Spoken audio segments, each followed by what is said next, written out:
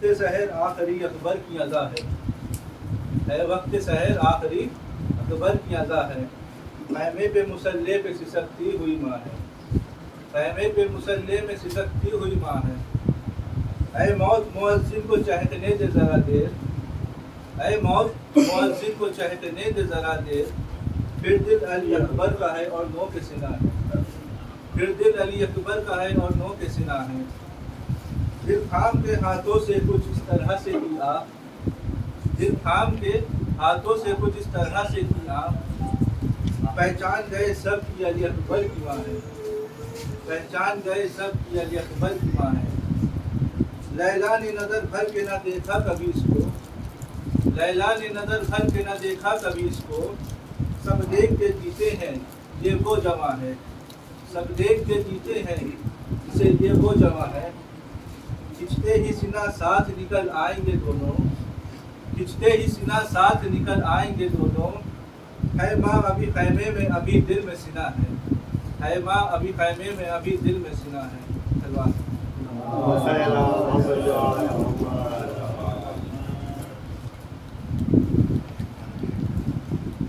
رحم اللہ من قرأ سورۃ الفاتحہ۔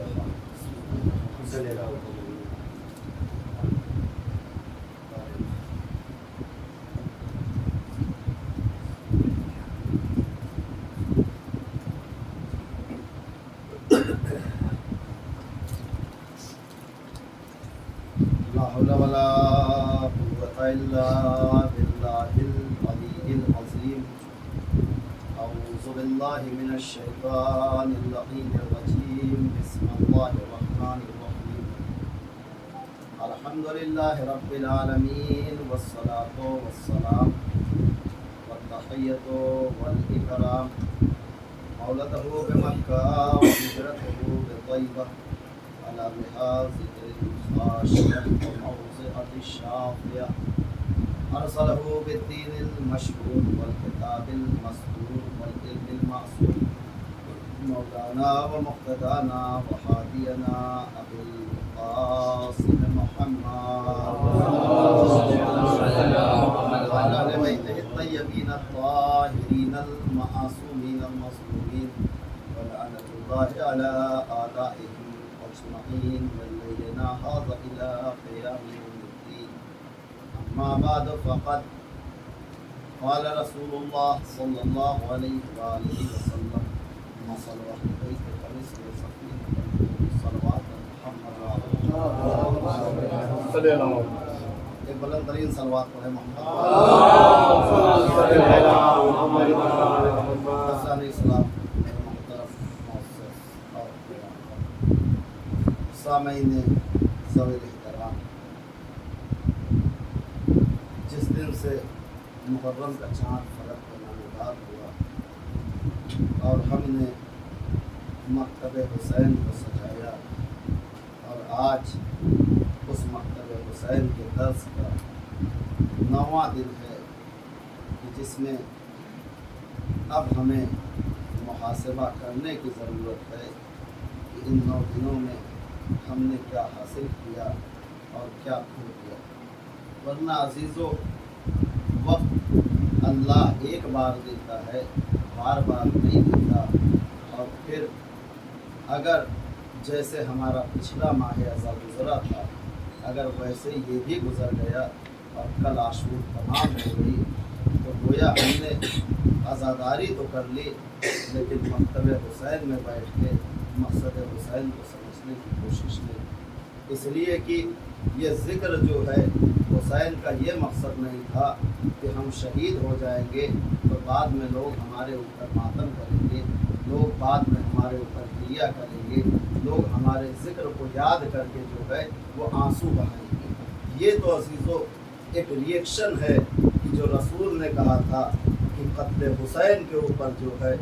مومنین کے قلوب میں ایک ایسی حرارت پیدا ہوگی کہ جس کی آگ کبھی قیامت تک جو ہے وہ بجھنے والی نہیں ہے۔ یہ تو عزیزو اس کا ریئیکشن ہے کہ جو ظلم ہوا تھا تو اس ظلم کا جواب دینے کے لیے ہم یہ عزا بچھاتے ہیں اور یہ اعلان کرتے ہیں کہ ہم ظالموں کے ساتھ نہیں ہیں، ہم مظلوموں کے ساتھ ہیں۔ لیکن اصل مقصد حسین جو ہے وہ یہ حسین جو چاہتے تھے وہ یہی تھا کہ جو چیز کربلا سے پہلے ہو رہی تھی وہ چیز کربلا کے بعد ہونے نہ پائے، جو کام کربلا سے پہلے ہو رہے تھے وہ کام کربلا کے بعد نہ ہونے پائے، اس لیے کہ آپ جو ہے برابر زیارت پڑھ رہے ہیں، اور آج کے دن تو خصوصاً آپ نے زیارت پڑھی ہوگی ابا عبداللہ امام حسین علیہ السلام کی، کہ جس کے اندر آخری کے جملے ہیں ولان اللہ امتن قتلت کا، ولان اللہ امتن ظلمت کا، ولان اللہ امتن سمعت بذالک فرضیت بہ، کہ خدا کی لعنت ہو اس شخص کے اوپر کہ اس قوم کے اوپر کہ جس نے حسین کو قتل کیا، اور خدا کی لعنت ہو اس قوم کے اوپر کہ جس نے حسین کے اوپر ظلم کیا، اور خدا کی لعنت ہو اس قوم کے اوپر کہ جس نے اس بات کو سنا اور سننے کے بعد خاموش رہ گئے۔ تو عزیزو، جتنا قاتل لعنت کا مستحق ہے، جتنا ظالم لعنت کا مستحق ہے، اتنا وہ بھی مستحق ہے کہ جو اس ظلم کو سننے کے بعد جو ہے اور خاموش ہو جائے، کہ ہمارا معاملہ تھوڑی نہ تھا، اس لیے کہ مقصد کربلا صرف ایک تھا کہ جہاں پہ حسین نے آواز دی تھی من مثلی، مجھ جیسا تجھ جیسے کے سامنے سر نہیں جھکا سکتا، مطلب ایک بات صاف تھی کہ حسین صرف اپنی بات نہیں کر رہے تھے بلکہ حسین ایک فکر کی بات کر رہے تھے کہ مجھ جیسا جس کے اندر بھی کہیں سے حسینیت کی فکر پائی جاتی ہوگی، جس کے اندر کہیں آدمیت کا تصور ہوگا، جس کے اندر کہیں انسانیت کا وجود ہوگا، وہ تجھ جیسے یعنی تیرے جیسے انسان یعنی تیری جیسی فکر کے جو ہے آگے کبھی سر نہیں جھکاتا ہوا نظر آئے گا۔ اس لیے کہ بات یہ نہیں تھی، بات یہ تھی کہ دو اسلام ایک ساتھ چل رہے تھے، بس یہ 4 یا 5 منٹ آپ کا لوں گا، دو اسلام ایک ساتھ تھے اور دونوں ایک دوسرے سے جو ہے سامنے کھڑے ہوئے تھے، اس میں سے ایک اسلام یہ کہہ رہا تھا دوسرے اسلام سے کہ تم اپنے اسلام کو ہمارے اسلام کے ہاتھوں جو ہے وہ بیچ ڈالو۔ ایک اسلام وہ تھا کہ جو رسول نے لائے تھے اور علی کو دے کے گئے تھے، امام حسن تک منتقل ہو کے امام حسین کے پاس آیا تھا، اور ایک اسلام وہ تھا کہ جو سن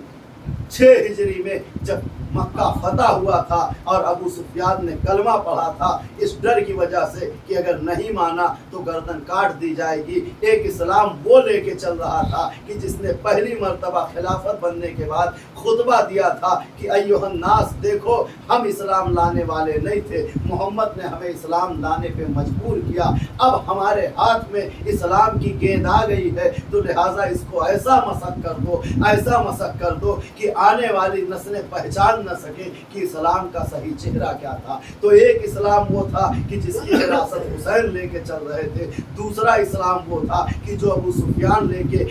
مدینے سے چلتا ہوا اور مکے کی گلیوں سے گزرتا ہوا بازار دمشق میں لے جا کے ایک نیا اسلام پیش کر دیا تھا۔ اس لیے کہ دونوں اسلام میں زمین آسمان کا فرق تھا، ایک اسلام کے اندر جو ہے علی کا تصور تھا، ایک اسلام کے اندر اہل بیت کا تصور تھا، لیکن جو دوسری طرف اسلام تھا وہاں پہ اس اسلام میں اہل بیت کا تصور نہیں تھا۔ ایک اسلام وہ تھا کہ جس کے اندر یہ تصور تھا کہ اللہ کا حکم لاگو ہونا چاہیے، چاہے ہم بچیں یا نہ بچیں، ہماری گردن کٹ جائے اس سے لینا دینا نہیں ہے، لیکن خدا کا قانون باقی رہنا چاہیے۔ دوسرا اسلام یہ تھا کہ ہمارا فائدہ ہونا چاہیے، چاہے دین خدا پامال ہو رہا ہے تو ہو جائے، جمعے کی نماز خود کو پڑھنی پڑے تو ہم پڑھ لیں گے لیکن ہمارا فائدہ ہو، عورت کی جگہ مرد کی جگہ عورت نماز پڑھا دے ہم پڑھ لیں گے لیکن ہمارا فائدہ ہو، شراب پی کے فجر کی نماز 2 رکعت کی جگہ 4 رکعت پڑھا دی جائے لیکن ہم پڑھ لیں گے لیکن ہمارا فائدہ ہو۔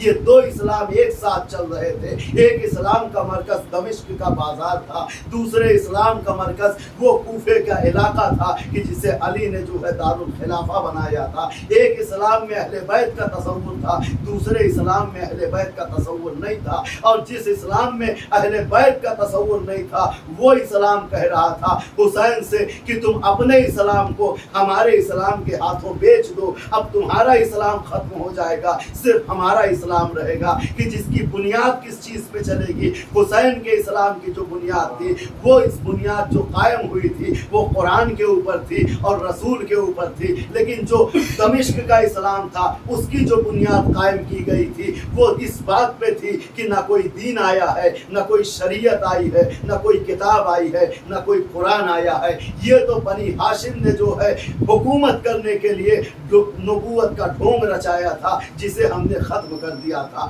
अब वो इस्लाम की जो ये खुला ऐलान कर रहा है कि ना कोई दीन आई, ना कोई शरीयत आई, ना कोई किताब आई, ना कोई कुरान आया, वो इस्लाम कह रहा था हुसैन से कि तुम अपने इस्लाम को हमारे इस्लाम के हाथ बेच दो, अब तुम्हारे इस्लाम का तसव्वुर ख़त्म हो जाएगा, सिर्फ हमारा इस्लाम चलेगा। उस इस्लाम में जो है अहले बैत का कोई तसव्वुर नहीं था, इसलिए कि वो इस्लाम ऐसा था कि जिसमें कोई जानता ही नहीं था कि अली किस हस्ती का नाम है या इस्लाम अहले बैत किस हस्ती का नाम है। और अगर इसको अंदाज़ा लगाना है तो बस आखिरी जुमला कह के गुफ्तगू समेट लूँ कि जब अली के सर पे ज़रबत लगी और ये खबर दमिश्क में पहुंची कि मस्जिद कूफा में अली कत्ल कर दिए गए, तो दमिश्क वालों ने उठ के सवाल किया कि क्या अली नमाज पढ़ते थे? मस्जिद में अली का काम क्या था? अली मस्जिद क्यों गए थे? तो जो वहाँ का इस्लाम था उसमें अहले बैत को ऐसे दिखाया गया था कि उनका गोया इस्लाम से कोई तसव्वुर ही नहीं है। और अगर हुसैन ये कुर्बानी न देते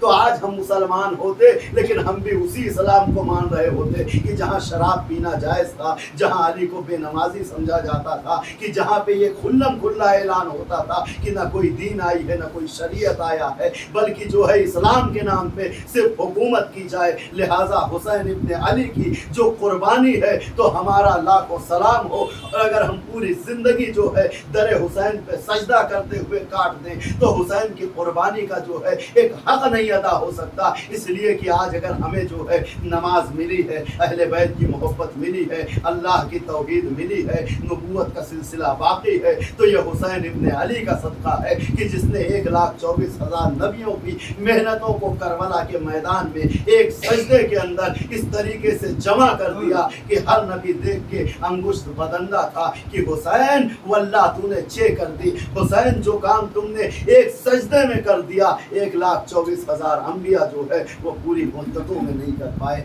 अजीज़ो फज़ाइल और ये चीज़ें बयान इसलिए होती हैं कि हमारे इल्म में इजाफा हो जाए और अकीदा मजबूत हो जाए। बस मजलिस का मकसद ये है कि हुसैन पे गिरिया हो जाए और रोने के लिए आज के दिन अगर मसाइब पढ़ना हो तो वो दिल नहीं बल्कि वो पत्थर हो जाएगा। इसलिए कि आज शबे आशूर है और अहले बैत के ऊपर ये वो क़यामत की रात है कि जिसको देख के अली की बेटी फरियाद कर रही थी कि ऐ रात न ढलना कि उजड़ जाएगी ज़ैनब। इसलिए कि अज़ादारों आज हर बीवी के सामने उसका वारिस मौजूद है। लैला के सामने अकबर जैसा जवान बेटा मौजूद है, ज़ैनब के सामने औनो मोहम्मद जैसे बेटे मौजूद है, फरवा के सामने कासिम जैसा फर्जंद मौजूद है। लेकिन जो आज सुबह आएगी अब उसमें बतूल का भरा घर उजड़ चुका होगा। अज़ादारों रात भर असहाबे हुसैन इस अंदाज में इबादत कर रहे हैं और जैसे ही सुबह का वक्त नमूदार हुआ